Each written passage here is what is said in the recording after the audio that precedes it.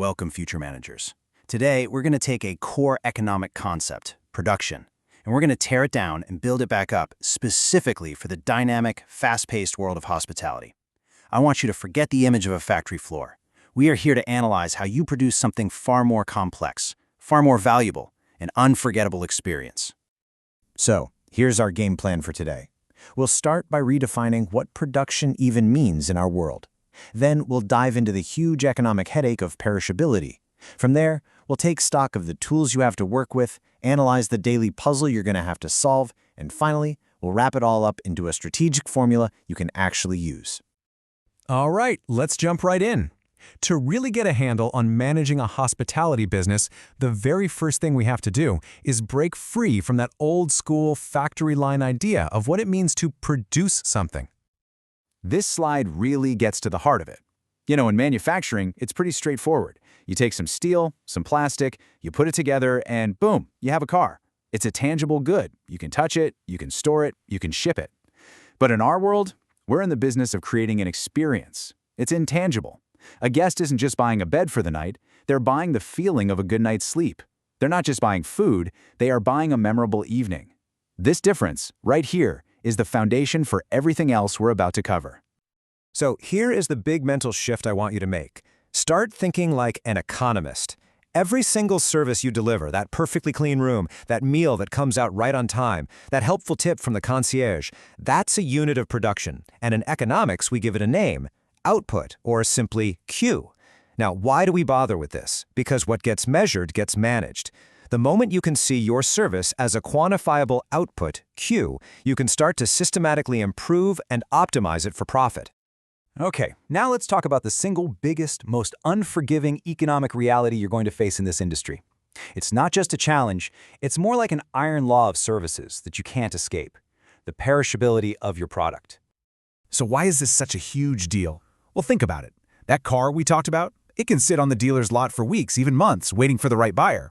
But your product, that specific hotel room for tonight, it has a hard expiration date. Its production, meaning its availability, and its potential consumption happen at the exact same time. If nobody sleeps in that bed tonight, that opportunity is gone. It just vanishes into thin air at checkout time tomorrow, forever. You can't put last night's stay in a box and sell it next week. And this slide, well, it lays out the brutal, cold, hard numbers of our business. Just look at that right-hand column. An unsold room isn't just a missed opportunity, it's a permanent, irreversible loss of revenue. And think about all the fixed costs you've already sunk into that room: the electricity, the cleaning staff's salary, the mortgage payment on the building. You spent all that money for zero return. That right there is the economic tightrope that every hospitality manager has to walk every single day. So, given this incredible pressure of perishability, what tools do you actually have to work with? What are the levers you can pull to make things happen? Well, let's break down your entire production process into its 4 essential, classical economic ingredients. That's it. These are the only 4 ingredients in your operational recipe. Everything you will ever do as a manager boils down to mixing and matching these 4 things to create your final output, your Q. Let's take a closer look at each one. First up, land. Now, in economics, this means more than just a patch of dirt. It's the physical location itself. For a resort like Tanjung Lesang, that beachfront property, the view, the gardens, that is a huge part of the product. It's an immovable input that defines your market, sets your pricing power, and shapes the entire experience. It's your strategic foundation. Next, we have labor, which we'll call L. This is the human touch. And let's be clear, in hospitality, labor isn't just a cost of doing business, it is the service. The quality of your final product is directly tied to the skill, the attitude, and the motivation of your people. It's your most flexible ingredient for sure, but it can also be the most complex to manage. Then we have capital, or K. These are the tools of the trade. We're talking about the physical assets that make the service possible: the hotel building itself, the kitchen ovens, the laundry machines, even the reservation software. The critical thing to understand about capital is that it's a productivity multiplier.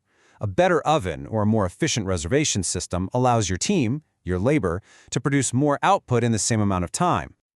And finally, we have the 4th, and you could argue the most important factor: management. That is you. Think about it.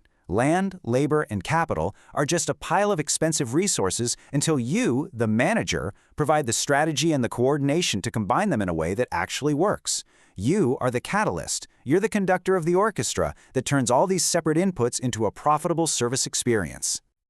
And that brings us right to the absolute core of your job. Your role isn't just to supervise people, it is to solve a complex, constantly changing optimization puzzle using these 4 factors day in and day out. So let's really dig into this. What happens when the recipe is off?